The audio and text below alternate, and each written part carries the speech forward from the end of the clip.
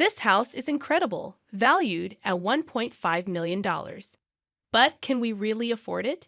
You mentioned your dad helping with the down payment. Even so, it's too expensive. There's a limit, you know? While discussing a new home with my husband, he suggested an ultra-luxurious property costing over $1.5 million. My father agreed to help, but I was shocked by my husband's audacity. Somehow, we decided on a property to view, which was even more fantastic than its price. It has a large garden, perfect for barbecues. Wow, that's incredible. I'll go check out the garden. Ah, then I'll wait. It's this way. The moment my husband stepped out to the garden, I was pulled into another room by the real estate agent. As soon as we entered, the agent closed the door with a bang and immediately locked it. Confused and scared with my husband outside, I began to tremble with fear. I'm sorry for being so rude, but there's something I need to tell you. You should run away from your husband right now. His unexpected statement left me speechless, but the shocking truth he revealed next made my face turn pale. At the same time, I vowed to divorce such a husband. My name is Juliana, currently living with my boyfriend of 1 year. We've been dating with marriage in mind, known as a perfect couple among our friends. We're both over 28 but not yet married. Going out for drinks with friends might not be back until morning. But that's okay, right? I'll try to come back early, but if we get carried away, I might end up drinking all night. Once we're married, I can't do this, so let me have my last hurrah. Okay, all right, but don't drink too much and get wasted. I said this with a smile, sending him off. I really didn't want him to stay out all night and wished he'd come home on time. His words gave me the impression that we were close to marriage, and I couldn't argue with that. Still, lately, his frequent nights out have increased, and my dissatisfaction is not completely zero. Hey, I might get a rare day off soon. How about we go out this coming Monday? Sorry, I have work, but you always finish on time, and we can go after that. I'd often work late, so it's okay. I have plans to drink with friends after work. Really sorry, there's still a week until next Monday, and he already has plans for a drinking party. It felt a bit unnatural, and I was concerned that he wasn't making much time for me. Lately, whenever I suggest going somewhere on the weekend, he always finds some excuse to decline. If he's free, he's either too tired and wants to rest or not feeling well. Of course, I appreciated his intention to marry me and understood his desire to have fun before marriage. I was trying to be accommodating, but it doesn't mean I want to silently accept being neglected like this. But you haven't been making time for me recently. Can't we do something? I promised to drink with high school friends I haven't seen in a long time, and everyone's coming to New York, so next time, okay. Well, when he puts it like that, I can't really say no. I knew I was being swayed by his persuasive words, but I had this fear that if I pushed too hard, I might upset him and jeopardize our marriage plans. So I didn't say much. I generally kept my emotions to myself, and even if I felt a little upset, I never became emotional. Being over 28, I think I was in a rush to get married. In hindsight, I should have been more discerning about my partner. Many of my friends were getting married, and I was fixated on the idea of marriage due to my age. By the way, what about us getting married? I want to live in a big new house after we get married, but we don't have much money yet. About that, if we decide to get married, my dad said he'd help with the down payment for a new house, so we don't have to worry about money. Really? Then I want to get married soon too. Seems like good timing, right? Really, I'm so happy. Although it wasn't a romantic proposal, if it even counted as a proposal, we decided to get married. For me, the fact of getting married was more important than the words of the proposal. I was just happy that we were going to get married.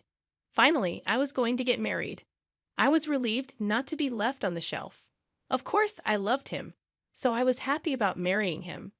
But I also felt a sense of security in acquiring the status of a married woman. So, I brought some brochures for new homes.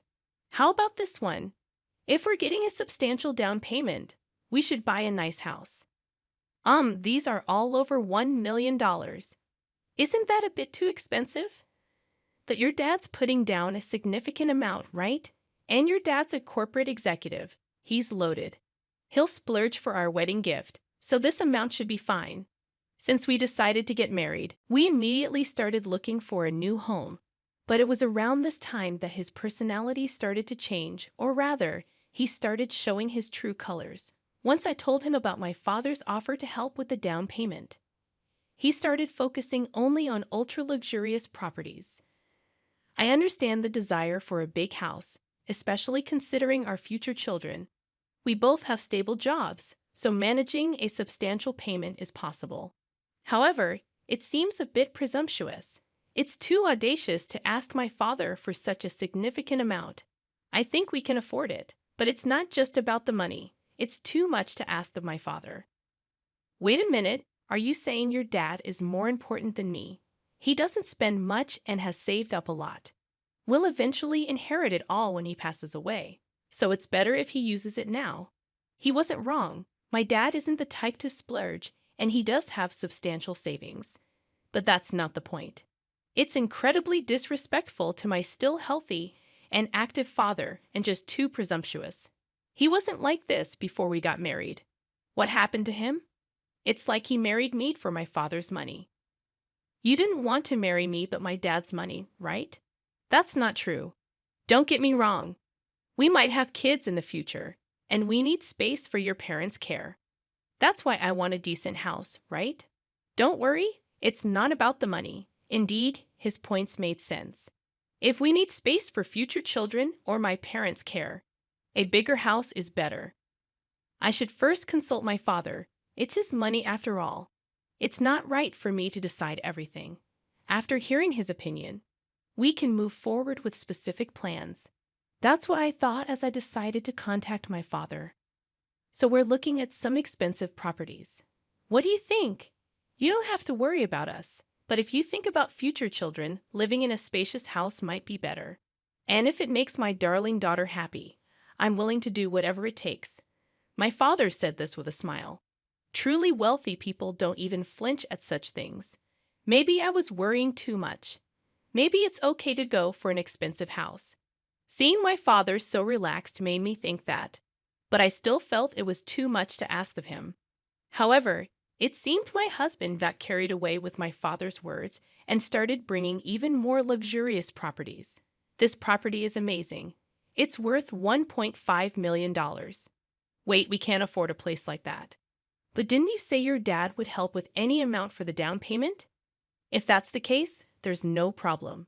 Even so, this is just too expensive. There's a limit, you know. Realizing there was no stopping him, I picked a few properties that I liked and decided to view them immediately. House viewings aren't usually this rushed, but if I left my husband to his devices, he would surely keep bringing higher-priced properties. Moreover, since we got married, he's become really greedy about money, and I couldn't control it alone. Not just that, his emotional state had become unstable recently, and any slight criticism would come back tenfold. So I really wanted to find a property we both liked quickly. All right, we'll go for a viewing tomorrow at 10 o'clock a.m., don't forget. Okay. All right, I'm heading out for a bit. Going out now. Where are you going? It's early tomorrow. Just for a drink? A friend invited me. Going out for drinks now. It's already past 10. Pam, we need to leave the house by 8:30 a.m. tomorrow for the viewing, meaning we have to get up around 7 a.m., and he's going out for drinks now. He'll probably come back late at night, and I wonder if he'll even wake up on time tomorrow. But if I say anything more, he'll just snap at me. Knowing that, I had no choice but to see him off. Really, he lacks common sense as an adult. He wasn't like this when we were dating. Was marrying him a mistake? I've been thinking that more and more recently. Please wake up. It's time. We'll be late if you don't hurry. The next day, as expected, he wouldn't wake up, no matter how many times I tried. When he finally did, he was in a foul mood. I don't know what time he came back last night, but he still smells of alcohol. He can't drive in this state. I don't have a license, so we have to take the train. This throws off all our plans, the worst start to our day of viewings. Wow, this is incredibly beautiful. As expected of a luxury home, it's on another level. My husband and I were both in a foul mood up until we got here, hardly exchanging any words. But once we stood in front of the property, all that grumpiness just vanished. It was considerably larger than it looked in the photos, and above all, it exuded luxury. We had only seen the exterior, but it seemed like a really good property. I felt that deep down, the real estate agent was already waiting for us, but they've been rather curt since a while ago. It was such a great property, yet I wondered if this is how high-end real estate agents act. But there was no point in complaining to the agent. We decided to go inside for a viewing, thinking that if we liked this house, we would settle on it. This comes with a large garden where you can enjoy things like barbecues. Wow, that's amazing. I'm going to go check out the garden too. Ah, then I'll wait. This way. As soon as my husband stepped out into the garden, the real estate agent pulled me by the arm into another room. As soon as we entered, they slammed the door shut and immediately locked it. Wait a minute, what's going on? It's unbelievable to do this when I came to see the house with my husband. But the fact that they brought me to this separated room and even locked the door, as I realized this, a wave of fear surged through me and I started to tremble. I was so scared. I felt like crying. But the agent put their index finger to his lips, gesturing for me to be quiet. Even though I was too terrified to speak, I'm sorry for being so rude. However, I need to tell you something. Your husband, you need to run away from him now. Run away. What is this person talking about? Could this be some new kind of pickup line? Regardless, my fear only grew. Although I had calmed down a bit, I considered calling out loudly for my husband's help. But before I could do anything, the agent continued. Actually, I have a friend who runs a bar on the Las Vegas Strip. I introduced them to this real estate, and that's how we're connected. But recently, they came to me with a problem. It's about illegal drug trafficking. There are people using my friend's bar as a place for these transactions. Yesterday, we caught someone, and it was your husband. I was so shocked. I had to ask again, my husband dealing in illegal drugs? That's impossible. It just can't be. He has a normal job. He's not the type to get involved in crime. But I couldn't deny that there were some signs. Ever since we decided to get married, he's become excessively greedy about money. Lately, he's always been restless, and suddenly he started carrying 2 cell phones, one for work and one for personal use. Even yesterday, he went out for a drink all of a sudden, even though he was ready to go to bed. Could it actually be true? It's a coincidence, but I can't just ignore it. It would be a huge loss for me if my property were used for a crime. That's why I'd always keep an eye out. My friend caught him yesterday, and we have evidence. After saying that, the agent opened the door leading me back to the living room. Just then, my husband entered the house from the garden. Where have you been? I was just explaining the kitchen system to her. It's an important element for the lady of the house. Aha, I see. Do you like this property? Yeah, I think it's a great place. My husband was happily chatting with the real estate agent. But could this really be the demeanor of someone whose crime was exposed just yesterday? He seemed in high spirits, not looking down or scared at all. But I couldn't believe the real estate agent was lying. For now, we decided to go back home, and then I immediately contacted the agent. Hello, I'm waiting at the cafe near the station. See you there. That evening, I told my husband I was going shopping and met up with the agent. Maybe the agent was lying, but my husband's recent behavior had been really odd, and it wouldn't be surprising if the agent's story was true. Did you bring the evidence? I haven't shown it to the police, but if you want to take it to them, go ahead. We just don't want an arrest happening on our property. Then the agent showed me several photos as evidence. My husband had really been involved in a crime. I didn't understand why. Was it for money, or was he involved himself? But I couldn't stay with a criminal, and I would never forgive him. I took the evidence and went straight to my husband. Oh, you're back. It's late. I'm hungry. Huh? Hungry? Well, enjoy your last meal in the free world. Wait, why are the police here? I was scared of what he might do if I told him I wanted a divorce and was going to the police. He had become more aggressive lately, and I felt genuine fear. So I submitted photographic evidence to the police and went home with them. Seeing the police, my husband was shocked and trembling, but he couldn't run anymore. I can't believe you were committing crimes. That's despicable. And to think you were going to make my dad pay the down payment for that fancy house. You're finished as a person. What's going on? Explain this to me. What do you need explained? You see the truth right in front of you. You were selling that weird stuff, weren't you? He was silent, but seeing the police and hearing my testimony, he must have realized there was no escape. As he became almost hyperventilating, his eyes wide open, he charged at us. I was frozen, but the police who were standing by quickly subdued him. Hey, let me go! Hey, you! You're under arrest for the current offense. Even if I wasn't physically hurt, the crime was established the moment he tried to harm me. Plus, he had grabbed a rod-like object from a shelf and was swinging it around. There was no excuse for not having violent intentions. To think I was living with someone like you, it's truly the worst. Just disappear from my sight right now. You're going to pay for this. I'll make sure you regret it. Was that a threat to me? He was oblivious that if he continued with this abusive language, he'd only be adding to his crimes. Ignorance is indeed frightening. But then again, someone who knowingly commits a crime probably doesn't think straight. After that, my husband was taken away by the police, and I just collapsed in relief. I was really scared when he glared and charged at me. I didn't know what would happen. I'm so glad I had the police with me. I immediately called my parents, and they came over to the house. Are you okay? I am fine, but I was so shocked. I never imagined he would. It's good that you're unharmed. My parents were genuinely concerned for me, and I realized how lucky I was to have come out of this dangerous situation unscathed. But I had no idea. I never thought he would do something so terrible. He won't be in prison forever. Let's talk with his parents first. There's the divorce and future arrangements we need to have a discussion. True, under American law, getting caught with drugs doesn't mean decades in prison. He might hold a grudge against me.